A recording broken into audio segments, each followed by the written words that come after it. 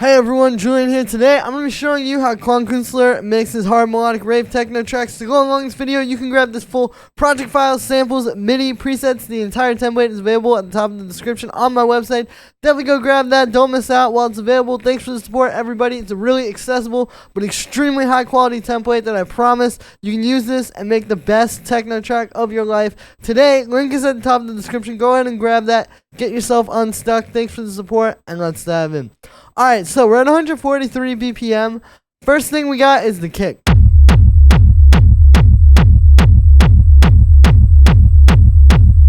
Alright, so we got two layers. We have our main kick, right? This nice punchy kick.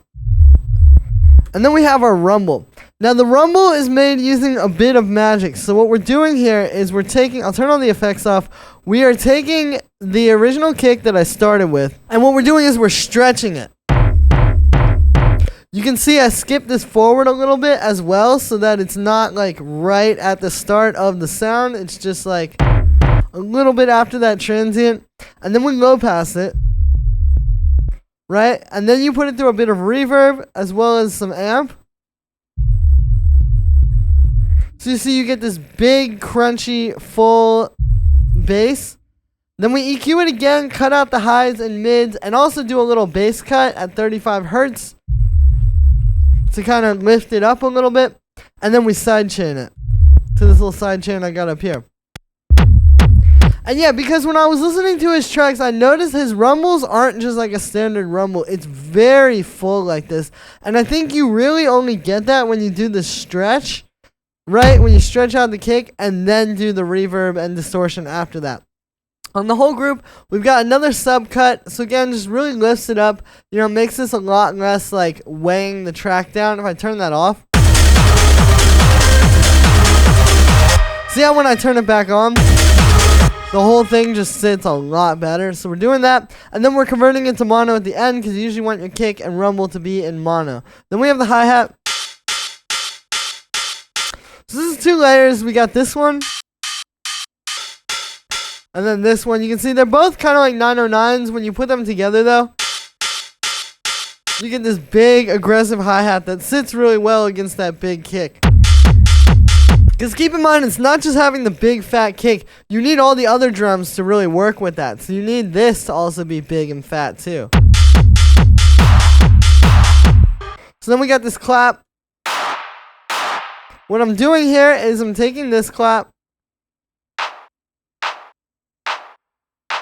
putting a little bit of reverb. It's not, you can't even hear it. It's only at 7%. But then when you add the distortion after that, see, distortion tends to kind of compress sounds, so it brings the reverb out a little bit. And then just the high pass at the end, because you don't want this to get in the way. But again, same thing as with the hi-hat. You want these all to hit evenly with how hard that kick is hitting. Then we have this new ride cymbal I made.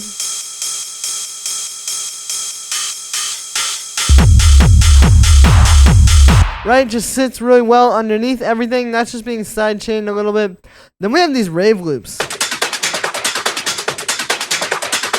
So this is all that mid-range percussion that you hear, because obviously these drums definitely do the job, right? You could even make a track with just these. But you need that right, kind of bouncing around in there. So we've got these. What's happening here is we're layering three together, and if you look, there's not even that much processing on them to make them work. It's just sound selection. It's like I'm using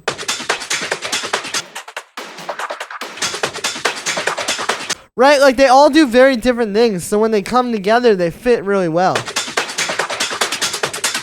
And you can hear each individual one. And that's the key to these. Is you do need to layer these to get the fullness, but you need to be really careful about what you're actually layering. Like this one, I did high pass. So that's like just the highs, you know. This one is like very steady in the mid-range. And then we got this one which just pops in and out. And you can hear them all when you play it all together. So this is going through a little drum bus on the group, just 27%, you know, not that heavy. Just kind of pushes them a little bit further and helps glue them. Side chaining these is definitely important because you don't want it to get in the way of the snare or the kick. A lot of times these can have transients in them that if you don't side chain, see how it kind of covers up the kick and it'll make your mix a bit messier. And then we're just high passing it, getting rid of the lows. And then we have the synths, starting with the bass.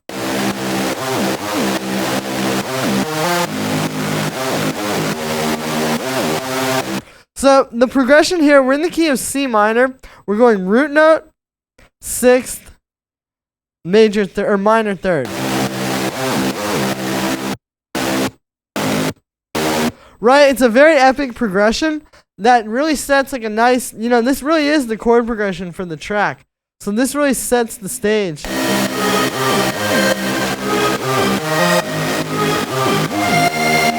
For that lead to sound really epic, right? So then what's happening on top of that is we're doing these glide notes. Like for a bit of groove, we're just adding in those on the 3 and the 4. And then here it's dun dun like that. So if you look at this musically, it's pretty much the voices that you're already seeing. Like here we're using another root note, another sixth, another minor third. Then we go up to the fourth there. It's pretty simple minor scale voices that you do that with. It's just creating a little bit more melody and also just making this a little bit more exciting. Now, to get this massive respace, we're using 2 layers.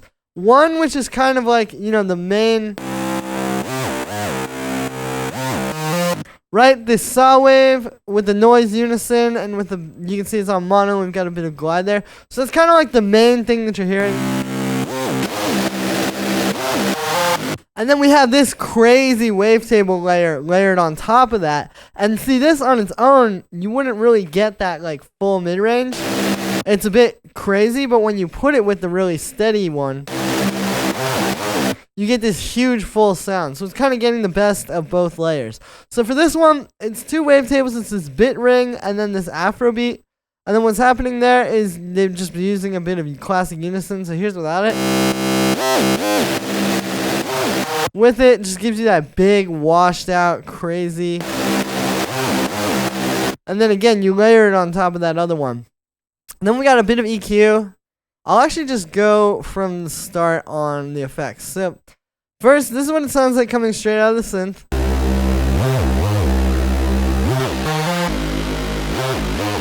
So we're cutting out the lows. We're also boosting the mids and highs a little bit. Adds a little bit of flavor to it and some texture. We've got this amp. Only at 42%, but you can see it's really adding a lot of crunch. And also the EQ works with that too. Like if we get rid of it. See, the EQ kind of focuses the distortion. Then we have a high pass filter. So this fits with the kick. We've also got a bit of sidechain. And then we're converting the bass to mono. And then I've also got the width down just a little bit on the whole thing. Because you really don't want this to be that stereo. Or else it's going to clash against the kick. Then we have this pad.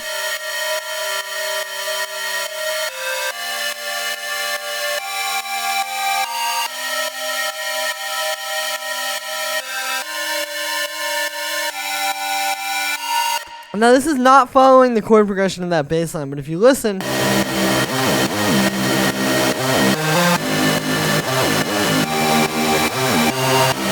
it all fits really nicely. And the key to this is it actually does start on the same chord. Like that's just a basic C minor triad, right? Root note, minor third, and fifth. And then we kind of have this like chord melody, so to speak, that's happening where I'm just taking different notes from the scale. Like here's another root note. There's a ninth, which is like just one note down from that minor third. There's a fifth, or yeah, a minor seventh as well. Like it's all pretty basic voices in that scale. But when you write a different part that isn't exactly what the main chord progression is, and then put it with that, you see it can create something really big and really epic. But the actual sound on this one is made with wavetable. It's a square wave with a bit of noise unison, some reverb, sidechain, and then a high pass. And the high pass is important because you don't want this to clash. This kind of needs to be more of like a background element. So high passing it a lot, you can get it out of the way. And then the last element we got down here is the lead.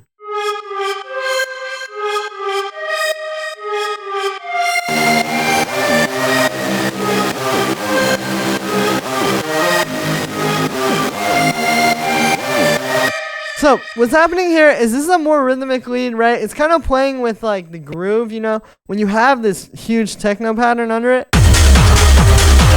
Having that bow, bow, bow, just like simple quarter note lead can really work well over that because you're allowing all this stuff to be like, you know, all your 16th notes and crazy rhythms are already happening with the drums. So you just need that lead over top that's just down, down, down. And it fits so well. And it's a really good case of all these elements working together and not clashing because of like when and where they play. Now for the actual notes on this one, it's very simple actually. We're basically just picking these two to drone. So that would be the 6th and the 5th. And then there's our root note up there. So what we're doing is just like down, down, down. Walk up to the root note. Then it's the minor 3rd, 4th, 9th, and then 3rd again, right? So it's a very simple progression, actually. It's basically just picking this drone down here, walking up the scale, and then the little change at the end with the 5th, 9th, and 3rd. You know, it's very simple. It's really just notes that are going to sit really nice on top of that bass line.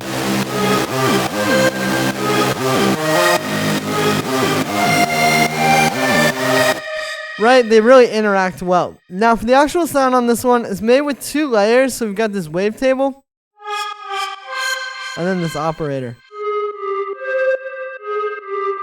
So the wavetable is really mainly what you're hearing, right? And then that operator layer, it just fills it out a bit because if you get rid of that, it's a bit too thin. This gives it like some more body. Now, the wavetable patch is basically meant to be like a saw wave, kind of like square wave thing, just with a little bit more flavor to it using these wavetables. So we got this JX10 sync and then the shrinking saws here. Both of those, yeah, this one's in the vintage tab, this one's in the harmonics tab. And then what's happening is you can see we have an envelope on the wavetable position on both of those as well as the filter. And this envelope has a little attack. So since you're getting these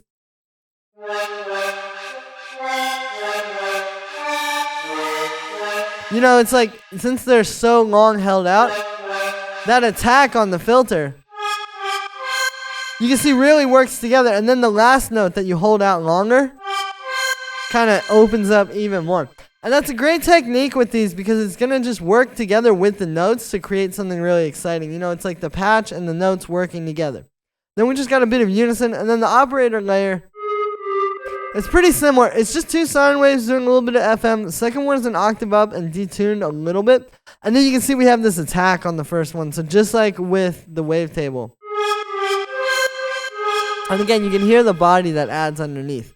So then I'll turn off all the effects. This is what it sounds like just straight out of the synth. So we got a bit of echo. And reverb, this can be pretty ambient since it's like, you know, very spacey, right? Then we got a little overdrive, only at 9%. But it kind of glues these and gives it some fullness and some texture. Sidechain. And then a high pass so it doesn't get in the way of the kick or the bass.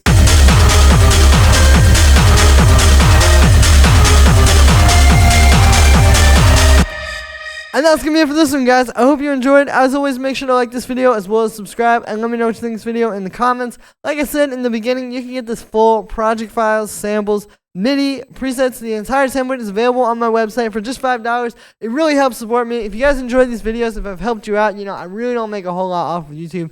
You would laugh if you saw what the AdSense money looks like. But with these sample packs and templates, I'm able to keep going and keep bringing you guys new videos every single day and helping out the community. Plus, it just helps out the community because this is a very accessible, high quality template. I've not seen anything else on the market at this quality or at this price for this style. So then we go ahead and grab it. Help support your boy, support yourself, making the best tracks of your life. I've seen people grab these techno templates and literally make their first track amazingly because this gives you everything you need to make an amazing track. Link is at the top of the description. Thanks for the support, everybody, and I'll see you tomorrow with another video.